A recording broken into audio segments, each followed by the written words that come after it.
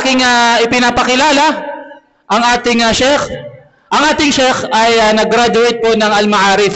3 taong pag-aaral sa Mahad Al-Ma'arif Al-Shar'i sa Baguio City. At sila rin po, alhamdulillah, ay biniyayaan ng Allah na makapag-aral din sa labas ng bansa. At hindi po basta-basta ang school yun. Dahil bakit? Doon po sa school na yun, ay yun yung kilalang paaralan. No? Naggagaling yung mga batikang mga ulama sa buong mundo. At ito po yung Islamic University of Medina. Doon po sa lugar ng Prophet Muhammad sallallahu alaihi wasallam sa Medina. So sila po ay nakapagtapos sa kursong Sharia. Okay, pag sinabing Sharia, para po sa kaalaman natin mga kapatid, hindi ito basta-bastang kurso. Naririnig natin yung mga nag-aaral ng mga batas sa mundo. Civil law, criminal law, bilib na bilib tayo sa kanila, di po ba? Pag nakakita tayo ng attorney, ano yung batas na pinag-aaralan nila at itinuturo? Batas ng tao. Sinong gumawa? Tao. Tandaan natin, batas ng tao na bibilib tayo. Pero sila, ang pinag-aralan nila, batas ng Allah subhanahu wa ta'ala. Sharia. Pinaka mainam sa lahat ng batas. Batas ng Allah subhanahu wa ta'ala. Yan yung Sharia law, batas sa Islam. Okay? At sila po ay kasalukuyang nagtuturo sa Discover Islam Baguio, ay Discover Islam Pangasinan, at nagtuturo rin po ng Alive sa Ordaneta. Alive, Arabic Language and Islamic Values Education. So ating tatawagin inshallah upang magbigay ng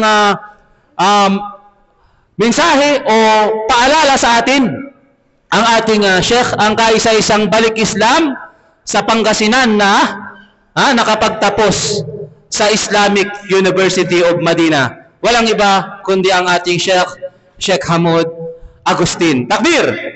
Allahu Akbar. Bismillah.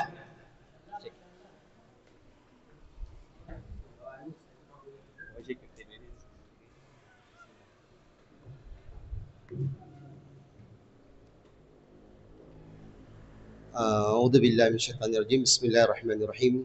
Alhamdulillah, wassalatu wassalamu ala man la nabiyya ba'da, Muhammad bin Abdullah wa ala alihi wa sahbihi wa man sara ala nahjihi wa iqtafa bi athari ila yaumiddin. Unang-una po ay pasalamatan natin ang Allah subhanahu wa ta'ala sa biyayang pinagkaloob niya sa atin, ang mapabilang ang ating mga sarili at ang ating mga anak sa mga ganitong uri ng larangan ng pagsasaliksik ng kaalaman sa Islam. Ito ay isang may tuturing na kalagayan sa mundo na hindi matutumbasan ng kahit anumang salapi o hindi mapapantayan ng kahit anumang katungkulan.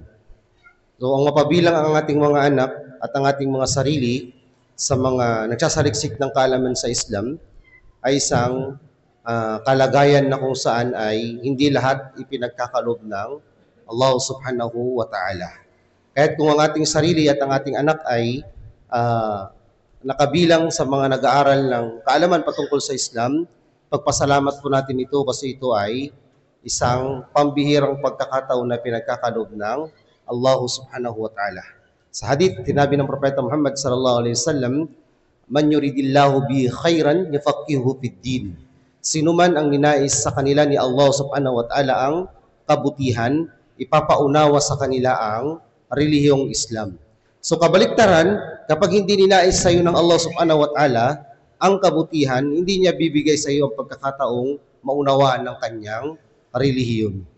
So ito ay isang bagamat isang hakdan pa lang ang nahahakbangan ng ating mga anak at ng ating mga sarili sa pag-aaral ng kaalaman patungkol sa Islam, ang mahalaga dito ay nasimulan na natin yung pagtahak sa landas ng pagsasaliksik ng kaalaman. At ang mahalaga dito ay mahubog natin yung mga anak natin sa kagandahan ng o pagpapahalaga ng pagsasaliksik ng kaalaman. Alam niyo, ang pagsasaliksik ng kaalaman ay isa itong gawain na kumbaga sa paglipas ng mga panahon, unti-unting hindi nabibigyan ng pagpapahalaga ng mga Muslim. Kumbaga ang mga tao, particular na mga Muslim, ay nagpo-focus sila sa ikakaunlad ng kanilang mga sarili at ng kanilang mga anak sa future. Halimbawa, pinaghahandaan nilang maging doktor, maging engineer, o maging successful sa buhay sa makamundong bagay. Pero, mas mainam sana kung yung anak natin o yung sarili natin, bigyan natin ng pagkakataon at pagdamutan na pag-aralan o aralin ng Islam dahil ang kabutihan nito hindi lang sa mundo hanggang sa kabilang buhay. Sabi ni Imam Ad-Dhahabi rahimahullah, Ammal yawm, fama baqiya min ulumin qalila illa qalil, fi unasin qalila. Wa qallama ya'malu dhalika al-qalil, fa hasbunallah wa ni'mal wakil. Sabi ni Imam Ad-Dhahabi rahimahullah, namuhay siya ng taong 700 pagkamatay ng Propeta Muhammad sallallahu alaihi wasallam. Sabi niya, sa panahon namin ngayon, nagsasalita siya patungkol sa panahon niya, ay wala nang natitira sa konting kaalaman maliban sa kukunti, sa kukunting piling mga tao. Sabi niyo, konting kaalaman, kukunti lang ang nagmamalasakit, at sa konting mga nagmamalasakit na ito ay kukunti lang ang nagsasabuhay ng kanilang natututunan. Fahasbunallahu wa ni'mal wakil. So ngayon, nasa taon tayo ng 1400 pagkatapos ng Hijriya. So maraming taon na ang lumipas at dumaan, hindi na tayo magtaka kung ang kaalaman ay kukunti at ang nag-aaral patungkol sa Islam ay kukunti. Huwag na tayo magtaka doon sa bagay na yun, kasi ito ay talagang tuluyan ng nangyayari. Panghuli ay sinabi ni Imam Ash-Shafi'i rahimahullah, ta'allam falaysa al-mar'u yulad 'aliman wa laysa akhu ilmin kaman huwa jahil. Sabi ni Imam Ash-Shafi'i rahimahullah ay magsaliksik ka ng kaalaman sapagkat ang tao ay hindi ipinanganak na maalam. At ang taong merong kaalaman ay hindi kaparehas at kalintulad ng taong walang kaalaman.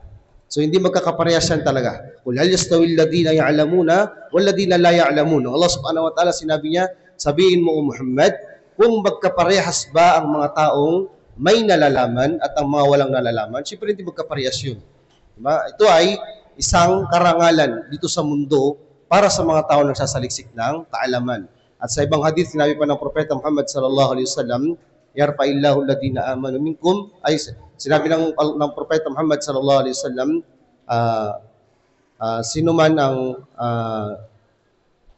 man salaka tarikan yaltamisu fihi ilman sahalallahu lahu bihi tarikan ilal jannah. Sino man ang tumahak sa landas ng pagsasaliksik ng kaalaman ay gagawing madali sa kanila ni Allah ang daan patungo sa paraiso. Na kahit na, sabi niya sa ibang hadith, kahit na ang mga isda sa kailaliman ng karagatan ay humihingi sa Allah subhanahu wa ta'ala ng kapatawaran para sa mga taong nagsasaliksik ng kaalaman. Mga isda yun, mga nilikha ng Allah sa kailaliman ng karagatan ay humihingi ng kapatawaran sa Allah para sa mga taong nagsasaliksik ng kaalaman. At ang kahalintulad ng isang taong maalam kumpara sa isang taong palasamba, kahalintulad ng buwan sa mga bituin. Mga bituin nagbibigay ng liwanag. Pero iba ang liwanag ng buwan kumpara sa nag-iisa siya. Sa dami ng mga bituin, iba pa rin yung liwanag ng buwan. Di ba? Ang Propeta Muhammad sallallahu alaihi wasallam, hinalintulad niya ang isang taong maalam sa kahalintulad ng isang buwan na kumpara sa mga maraming bituin. Maraming bituin, maaring nagniningning sa daan, sa taas, pero iba ang liwanag ng nag-iisang buwan. Isa lang yung buwan, pero iba yung liwanag na binibigay niya kumpara sa dami ng mga bituin.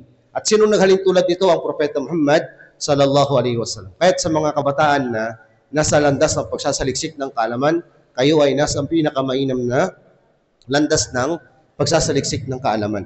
Sa mga magulang na merong mga anak na nagsasaliksik ng kaalaman, ibigay natin ang makakaya natin, sakripisyo, pagmamalasakit at pagmamahal.